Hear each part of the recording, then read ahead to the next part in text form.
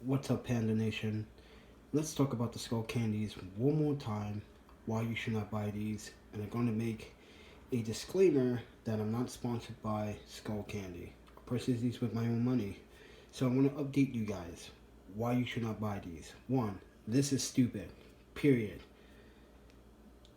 Two, it just stops working with Bluetooth communications on my iPhone. I don't know what it is. It just stops, and when you pause a song and you unpause it, it doesn't reply back.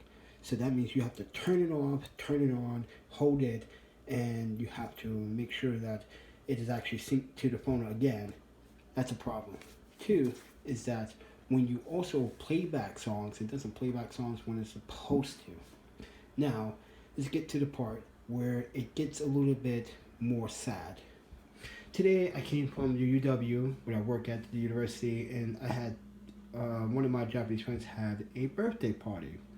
So on my way home this evening, I had the headphones on top of this aluminum. And guess what happened? I'm not going to show you what happened before that yet, but you can see the scars from the aluminum foil. Because the reason why I had it on aluminum foil is because before that, it personally just broke off. It personally just broke off.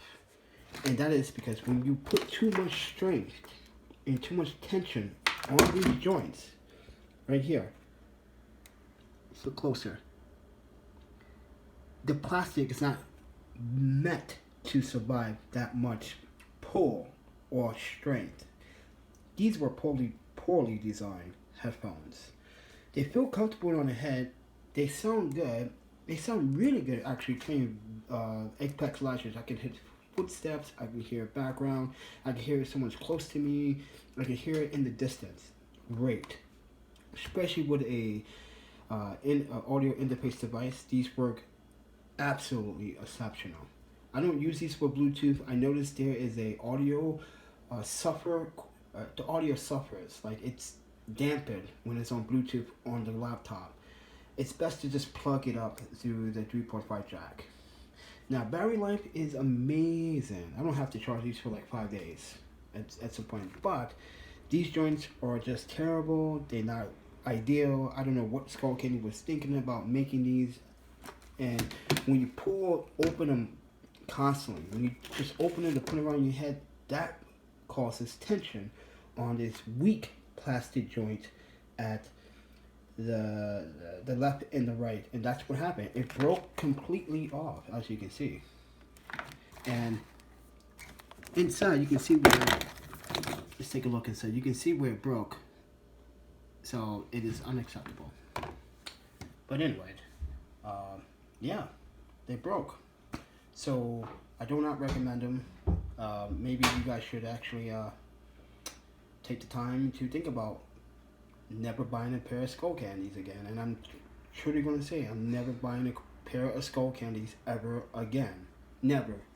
This is the first and last times I ever buy SkullCandies. Period. What doesn't make sense is that they're on the aluminum foil. Dude, why did they scratch the way they did?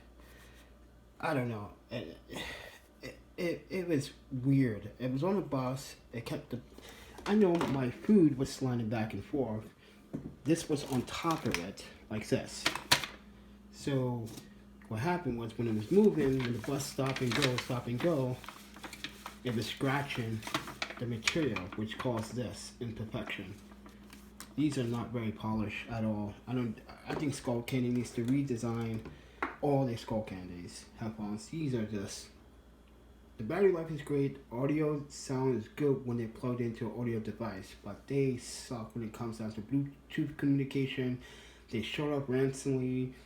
I cannot name a number of problems with these headphones.